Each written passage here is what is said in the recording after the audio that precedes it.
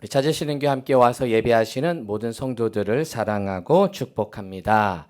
우리 서로 이렇게 인사하겠습니다. 십자가 사랑으로 승리하셨습니다. 십자가 사랑으로 승리하셨습니다. 승리하셨습니다. 할렐루야. 승리하셨습니다. 할렐루야. 이 자리에 오신 여러분은 이미 예배의 승리, 은혜로 승리하신 줄로 믿습니다. 지난주부터 강단색이 달라졌습니다. 저도 보라색 스토를 하고 있고 초도 보라색 초로 바뀌었습니다. 바로 사순절이기 때문이죠. 자, 사순절은 어떤 절기일까요? 사순절은 어떤 절기일까요? 요즘 핫하다는 챗 GPT, 요즘 핫하다는 챗 GPT에게 한번 물어봤습니다. 사순절은 어떤 절기일까라고 챗 GPT에게 물어보니까 이렇게 알려줍니다. 사순절은 기독교에서 부활절을 기념하기 위해 실시하는 40일간의 금식과 기도의 기간을 말합니다. 사순절은 예수 그리스도가 40일간의 금식과 기도를 하면서 유혹과 순환을 겪은 것을 기념하기 위해 실시됩니다. 이는 새로운 삶과 회개를 위한 노력을 다짐하고 영적 성장과 깨달음을 얻는 기간으로 여겨집니다. 사순절 기간은 부활절 전에 40일간으로 정해져 있으며 예수 그리스도가 40일간의 금식과 기도를 하신 것을 모방하기 위해 금식과 기도를 통해 자기 관리와 영적 성장을 도모합니다. 이를 위해 기독교 신자들은 음식을 절제하고 금연하며 악덕적인 행동을 하지 않도록 노력하며 기도와 성경 연구를 통해 영적 성장을 추구합니다. 라고 GPT가 알려주었는데 좀 빠진 게 있다면 이 부활절 40일 전의 기간인데 사실은 주일을 빼고 40일이에요. 그래서 성회 수요일에 시작이 되면서 원래는 이 주일은 작은 부활절이에요. 뭐라고요?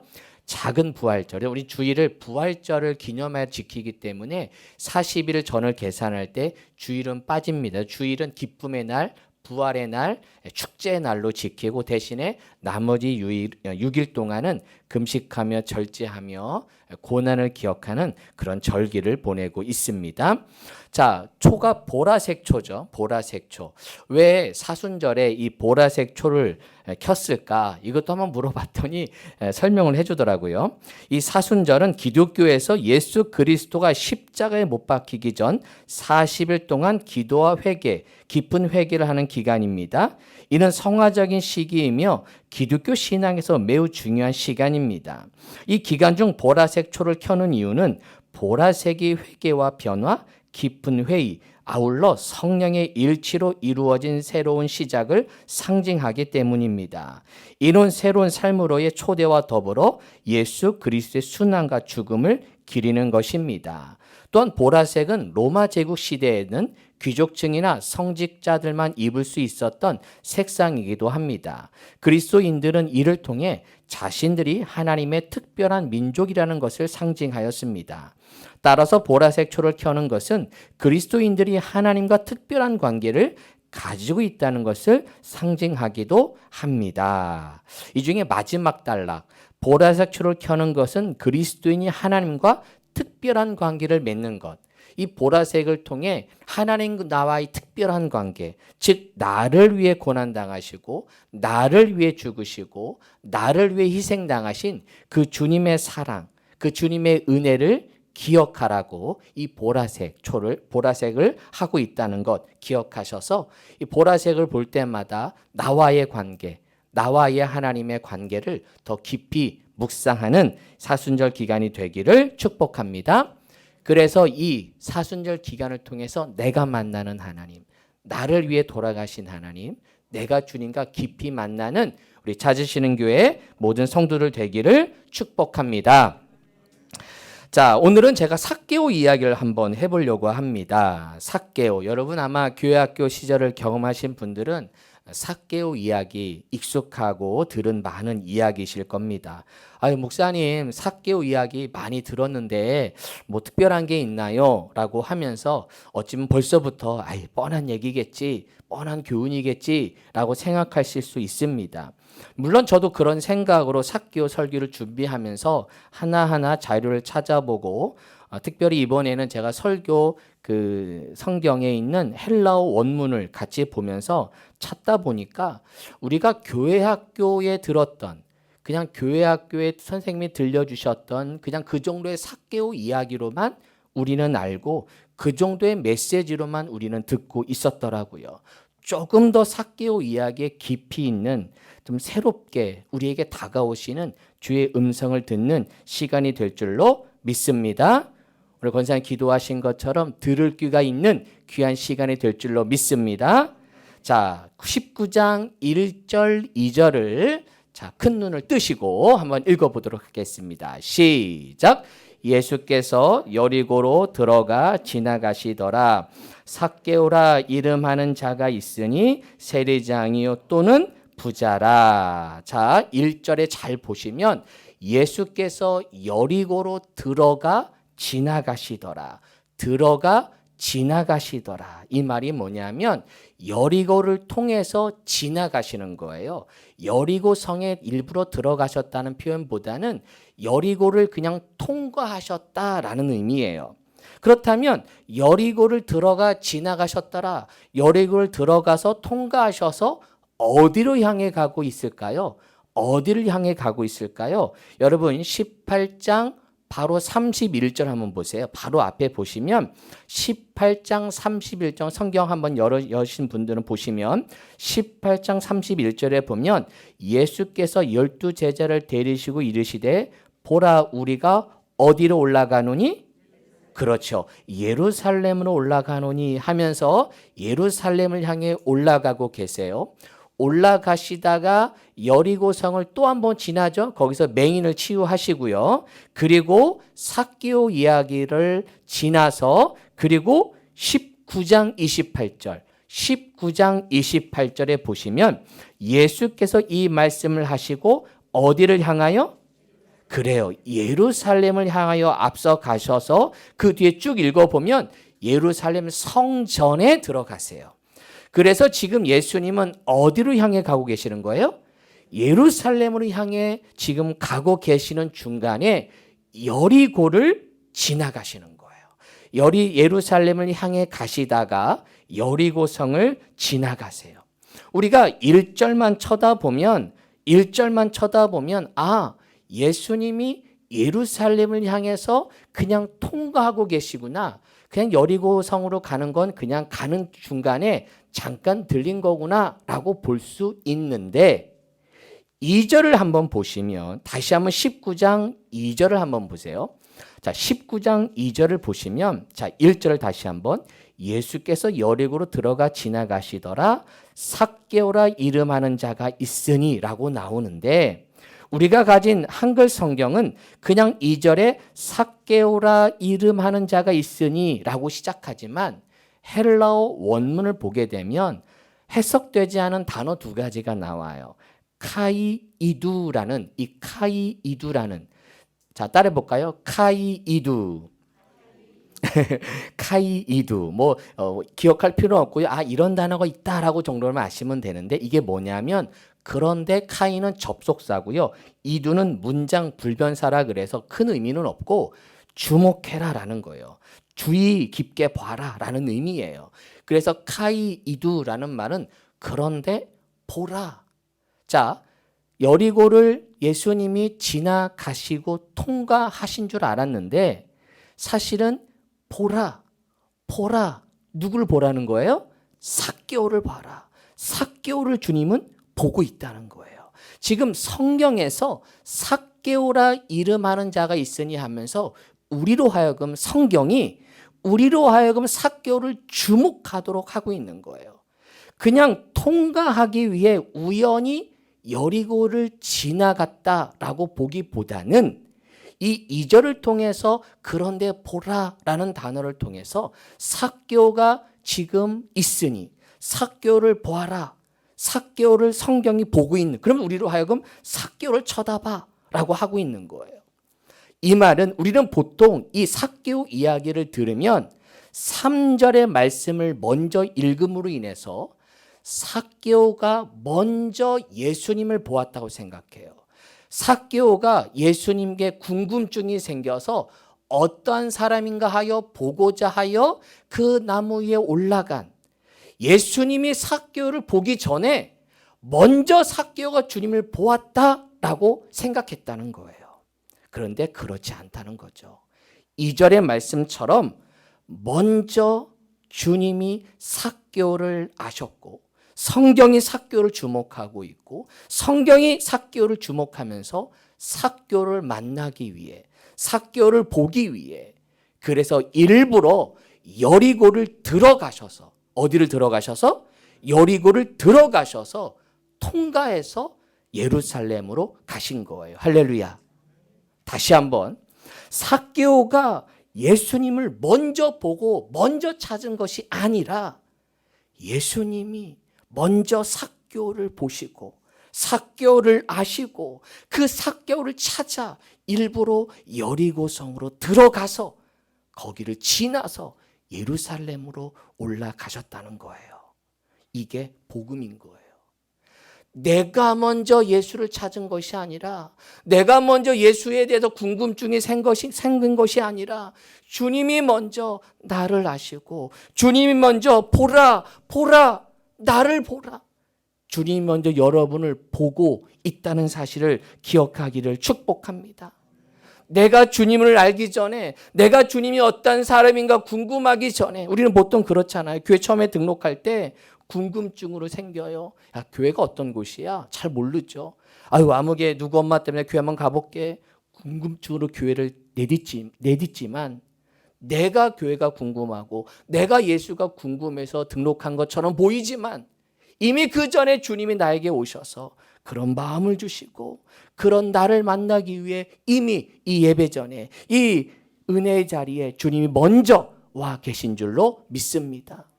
여러분이 주님을 알기 전에 주님이 먼저 여러분을 알고 계신 줄로 믿습니다. 주 예수 내가 알기 전 날 먼저 사랑했네. 그 크신 사랑 나타나 내 영혼 거듭났네. 함께요. 주 내 맘에 늘 계시고 나 주의 안에 있어. 저 포도 비유 같으니 참 좋은 나의 친구. 아멘. 주 예수 내가 알기 전 날 먼저 뭐 하셨다고요? 할렐루야. 믿으십니까? 내가 주님을 알기 전에 먼저 주님이 날 사랑하시고 먼저 나를 쳐다봐 주시고 먼저 이 자리에 여러분을 기다리고 계신 분이 우리 주님임을 믿으시기를 축복합니다. 먼저 삭개오 이름을 아시고 먼저 삭개오 이름을 아시고 여리고를 향해 들어오신 예수님. 오늘 여러분 이 자리에 오기 전에 먼저 주님이 여러분을 기다리고 이름을 부르며 삭개오라 이름하는 자가 있으니 아무개 성도라 이름하는 자가 있으니 여러분의 이름을 부르며 이 자리에 여러분을 초청하신 주님 분이 우리 주님인 줄로 믿습니다. 그 주님을 만나는 귀한 시간 될 줄로 믿습니다. 자, 주님이 먼저 찾아오셨어요. 그러면 이제는 나의 반응이 있어야 되죠. 주님이 우리를 초청하셨어요. 그럼 우리가 주님께 나아가야 됩니다. 삭개오도 주님이 여리고 성에 오셨어요. 여리고에 들어오셨어요. 이제 삭개오 차례예요. 삭개오가 예수님께 나아갑니다. 내가 예수님을 만나고 싶어요. 그래서 주님을 향해 달려가려고 하는데 문제가 생겼어요. 3절 4절 시작. 그가 예수께서 어떤 사람인가 하여 보고자 하되 뭐가 작고 사람이 많아 할 수 없어 앞으로 달려가서 보기 위하여 어떤 나무에 돌무화과 나무에 올라가니 이는 예수께서 그리로 지나가시게 되밀어라. 예수가 궁금했어요. 그래서 예수를 만나고 싶었어요. 그래서 주님을 한테 달려왔는데 이런 저와 닮지 않게 키가 작았어요. 이런 키가 작아서 볼 수 없는 거예요. 예수님이 궁금해서 만나고 싶은데 예수님을 만날 수 없는 거예요. 그림이 재밌죠? 저렇게 키가 작아서 예수님을 만날 수가 없는 거예요. 주님을 만나고 싶은데 키가 작아. 특히 사람들이 너무 많이 온 거예요. 하필 또 사람들이 많이 와. 아니 예수님을 보고 싶은데 여러분 이때 삭개오가 핑계 댈 게 많지 않았을까요? 예수님 저 예수님 보고 싶은데 예수님 저 키 작게 만드셨잖아요. 저 돌아갈래요. 저 예수님 만나러 왔는데 하필 이렇게 사람이 많아요. 오늘 재수가 없는 날에 그냥 돌아갈게요. 아마 핑계가 되려면 수많은 핑계를 대고 돌아갈 수 있었을 거예요. 하지만 삭개오는 그렇게 하지 않죠. 주저앉지 않습니다. 포기하지 않아요. 어떻게 예수님을 만날까? 나에게 예수님 부르셨는데 그 예수님을 어떻게 만날까 찾다 보니까 돌무화과 나무가 있는 거예요. 돌무화과 나무. 돌무화과 나무 위에 저 모습으로 올라갑니다. 올라가서 예수님을 이제 만나려고 올라가는 것이죠. 여러분 믿음 생활 하다 보면 꼭 어려운 문제가 생겨요. 장애물이 생겨요. 장애물이.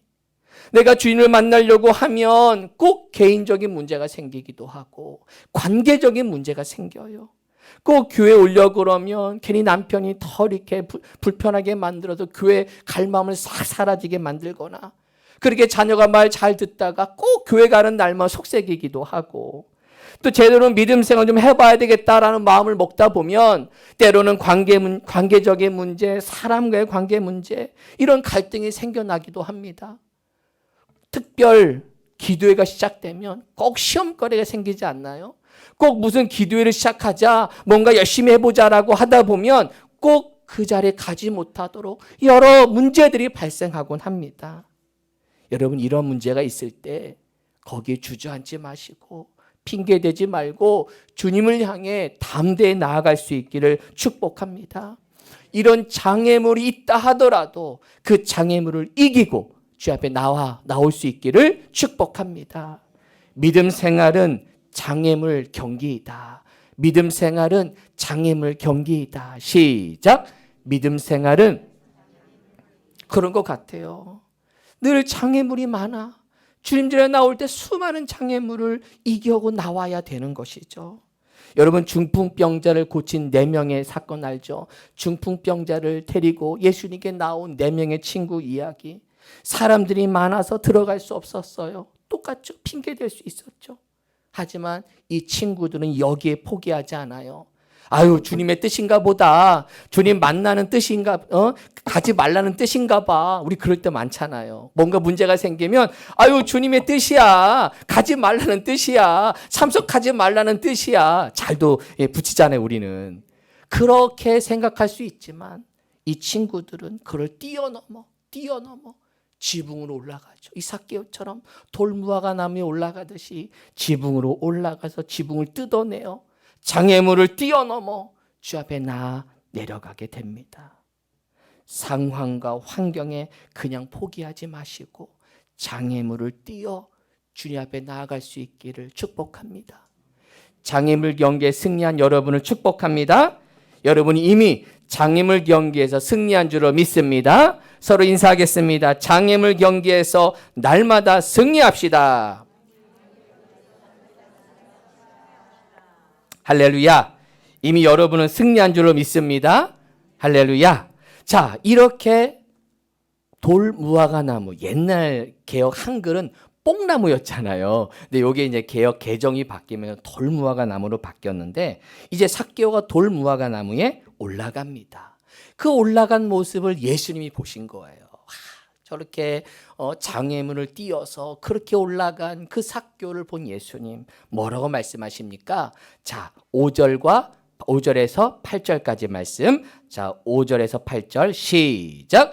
예수께서 그곳에 이르사 쳐다보시고 이르시되 삭개오야 속히 내려오라 내가 오늘 내 집에 유하여야 하겠다 하시니 급히 내려와 즐거워하며 영접하거늘 뭇사람이 보고 수근거려 이르되 저가 죄인의 집에 유하러 들어갔도다 하더라. 삭개오가 서서 주께 여짜오되 주여 보시옵소서 내 소유의 절반을 누구에게? 가난한 자들에게 주겠사오며 만일 누구의 것을 속여 빼앗은 일이 있으면 내 갑절이나 갚겠나이다. 지금 예수님과 삭개오가 만났어요. 그래서 예수님이 삭개오야 내려와라. 알았다. 내가 내 집에 갈게. 너 그렇게 간절하구나. 나를 그렇게 만나고 싶구나. 그렇게 체면 다 내려놓고 그렇게 무화과 나무 올라가서 나를 그렇게 만나고 싶구나. 내가 그 마음 알았어. 라고 하면서 그 삭개오를 내려오라고 해요. 근데 문제는 7절에 보니까 다른 사람들이 수근수근 하는 거예요. 왜 수근거려요? 저가 누구의 집에 유하러 들어갔도다? 누구의 집? 죄인의 집에 들어갔도다. 죄인의 집에 들어갔도다. 자, 지금 예수님의 눈에는 이 삭개오가 죄인이 아닌데 뭇 사람들의 눈에는 삭개오가 죄인으로 보여지고 있는 거예요. 사람들의 시선은 삭개오를 향해서 죄인이라고 말합니다. 아니 우리들도 삭개오를 향하여 죄인이라고 우리는 이미 마음에 품고 있어요. 왜? 그를 가리켜 세리장이라고 소개하고 있었기 때문에.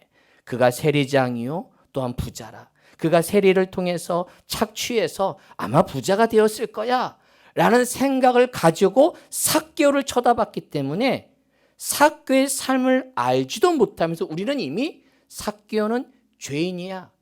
그는 죄인이야 라고 우리는 그냥 낙인을 찍어 버리죠. 그런데 예수님의 시선은 그렇지 않았어요. 예수님은 삭개오를 쳐다보면서 삭개오의 그 마음의 중심, 보여지지 않은 그의 행동을 보셨습니다. 자, 다시 한번 8절을 보시기 바랍니다. 8절 말씀. 자, 8절 다시 한번 읽어볼게요. 삭개오가 서서 시작. 삭개오가 서서 주께 여짜오되 주여 보시옵소서 내 소유의 절반을 가난한 자들에게 주겠사오며 만일 누구의 것을 속여 빼앗은 일이 있으면 내 갑절이나 갚겠나이다. 자, 우리는 이 말씀을 이렇게 해석해. 와, 삭개오가 예수님을 만났구나. 예수님을 만나는 그 자리에 삭개오가 결단하는구나. 주님, 제가 주님 만났으니까 주님 보세요. 내 소유의 절반을 가난한 자를 제가 주겠습니다. 앞으로 이렇게 하겠습니다. 제가 누구의 걸 속여 빼앗은 일이 있으면 내 갑절은 4배나 보상하겠습니다. 우리는 이렇게 해석해 왔어요.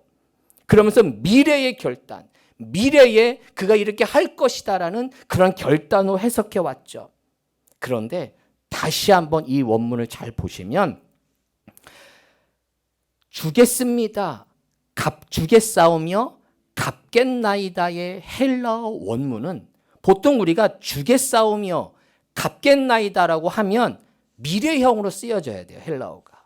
그런데 이 주겠사오며 갚겠나이다의 헬라어가 현재형이에요. 현재형. 이거 되게 중요합니다. 여러분 성경을 이게 연구하고 해석할 때 헬라어 원문의 그 의미에 우리가 이제 한글 번역을 보다 보니까 그 의미를 사실은 좀 때는 오역하기도 하고 잘못 오해하기도 하는데 이 주겠사오며 갚겠나이다의 헬라어의 원문은 직설 현재 능동형인데 이거를 다른 말로 얘기하면 이거로 보시면 돼요. 습관적 현재 시제. 습관적 현재 시제. 시작. 습관적 현재 시제라고 해요. 교수님이. 이 말은 뭐냐? 현재 주고 있었다는 얘기예요. 주겠사오며가 아니라 주고 있었어요. 지금 주고 있는 거고 내 남의 것을 빼앗으니 있으면 내 갑절로 갚고 있었던 거예요. 즉 이것은 뭐냐면 현재를 기점으로 과거부터 습관적으로 해왔다는 표현을 쓸 때 이 직설 현재 능동형을 씁니다. 이 말은 다른 번역으로 이렇게 보면 되겠죠. 자, 다시 한번 헬러 원문으로 의역을 하면 이렇습니다. 읽어봅시다. 삭개오 서서 시작. 삭개오 서서 주께 여짜오되 주여 절반을 가난한 자들에게 주고 있었으며 만일 누구의 것을 속여 빼앗은 일이 있었으면 내 갑절이나 갚고 있었습니다. 완전히 달라지죠. 자, 이 말은 뭐냐면 평소에 삭개오는 남이 보든 안 보든 그 일을 하고 있었던 거예요. 자기가 세리이기 때문에 사람들이 자신을 향해 뭐라고 손가락질을 하든 나는 하나님 앞에서 그는 보이지 않게 은밀하게 남에게 재산의 절반을 가난한 자들에게 주고 있었고, 때로는 자기가 일을 하다 보니까 때로는 원하지 않게 이런 일이 남의 것을 속여 빼앗으니 생기게 되고 그걸 알게 되는 순간 4배나 갚고 있었던 거예요. 그런데 사람들은 알아요, 몰라요? 몰라요. 그러나 예수님은 알고 있었던 거예요. 예수님은 그 삭개오의 그런 선행, 보이지 않게 행하는 그의 저 행위를 주님은 아셨기 때문에 그를 만나기 위하여 그가 남몰래 하는 구제와 그 섬김을 주님은 알고 있었기 때문에 그 삭개오를 향해서 만나기 위해 여리고성을 들려서 예루살렘을 향해 지나가고 있는 거죠. 그럼 이런 질문이 생깁니다. 목사님, 그러면 언제 예수님과 삭개오가 만났나요? 아니 이때 처음 만난 거 아니에요? 그럼 언제 삭개오가 언제 구원받은 적 있어요? 아니 이때 구원받은 거 아니에요? 누가복음 3장을 보게 되면 힌트가 하나 생기는데 삭개오가 예수님을 언제 만났을까 함께 보니까 세례 요한이 광야에서 죄의 회개를 선포하는 그 순간 세리들도 그 자리에서 세례를 받는 사건이 기록되어 있어요. 자, 12절 읽어볼게요. 12절 시작. 세리들도 세례를 받고자 하여 와서 이르되 선생이여 우리는 무엇을 하리까 하매 이르되 부가된 것 외에는 거두지 말라. 아마 이때 이 세리들이라는 이 세리들 안에 삭개오가 있었거나 아니면 이 세리들 중에 세례 요한의 제자가 된 그 세리들의 전도를 받고 세리장인 이 삭개오가 세례 요한의 제자가 되었을 것이다 라고 보는 거예요.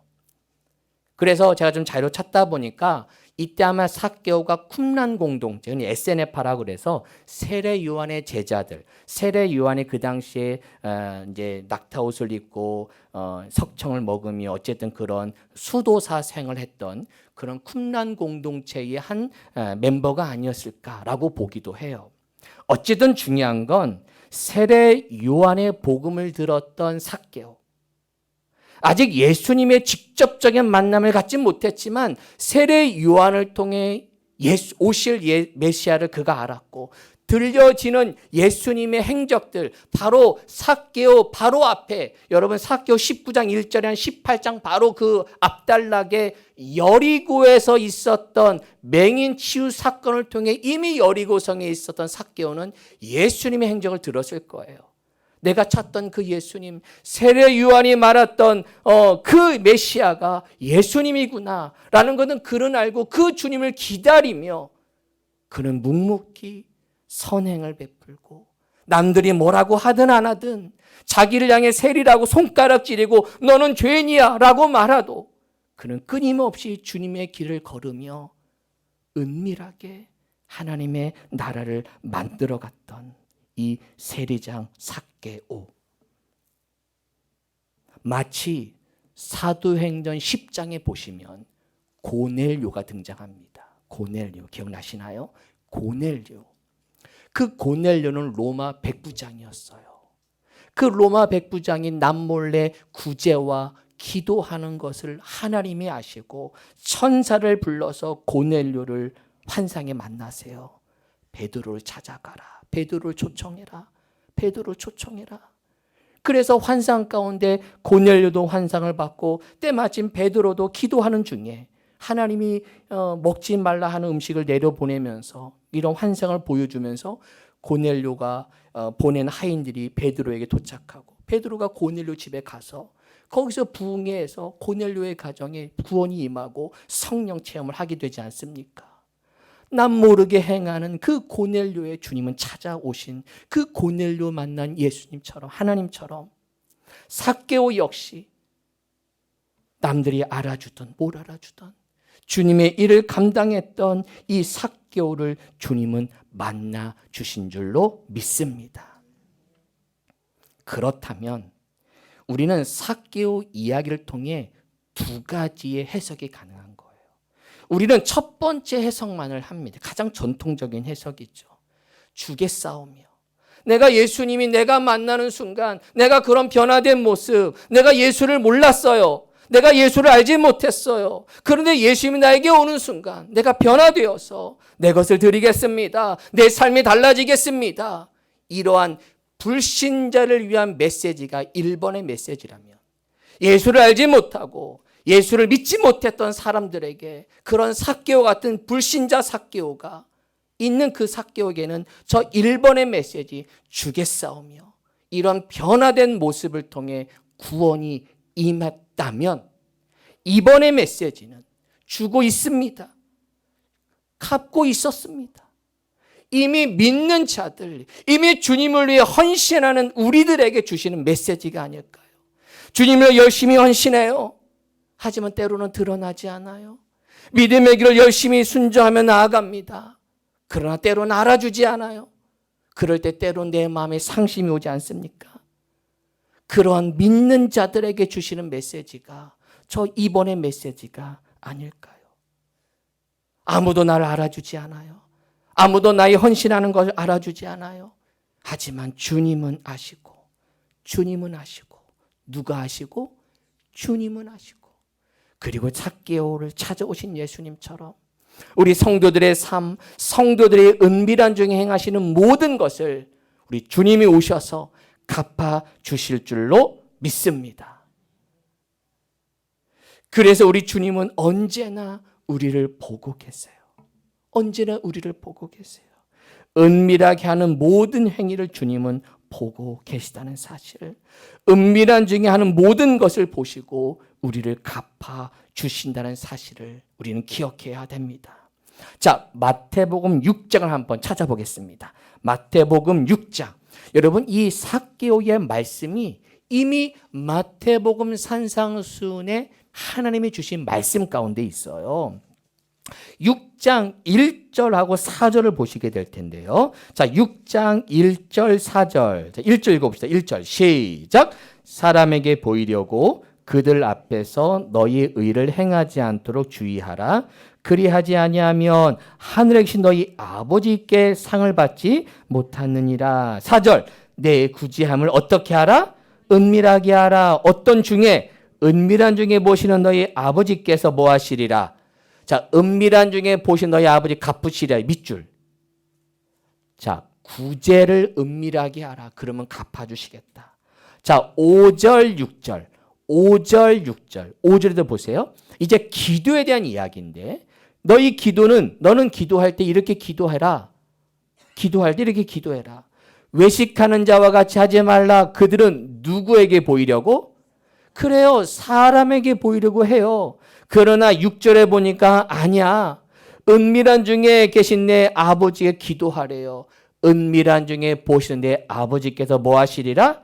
갚으시리라. 갚으시리라. 그 밑줄 반복되는 거죠. 그렇죠? 구제, 기도, 마지막 금식. 16절 보세요. 16절. 16절. 16절. 16절에 보니까 금식할 때에 사람들에게 보이려고 하지 말래요.